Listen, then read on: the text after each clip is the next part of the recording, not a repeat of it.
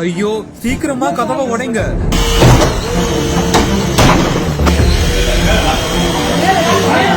மதுரை மாவட்டம் திருப்பரங்குன்றம் தனக்கன்குளம் சௌபாக்கிய நகர் பகுதியைச் சேர்ந்தவர் தான் கிறிஸ்டோபர். இவரோட மகன் பிரவீன்குமார் சாமுவேலுக்கு திருமணமான நிலையில இந்த நிலையில தான் சாமுவேலுக்கும் அவரோட மனைவிக்கும் ஏற்பட்ட சண்டையில மனைவியையும் அவரோட தந்தையான கிறிஸ்டோபரையும் வீட்டை விட்டு வெளியே தள்ளி தன் மகளோட கிட்டத்தட்ட 3 மணி நேரத்திற்கு மேலா சாமுவேல் வீட்டுக்குள்ளேயே இருந்து கொண்டு கதவை திறக்காம இருந்திருக்கிறாரு.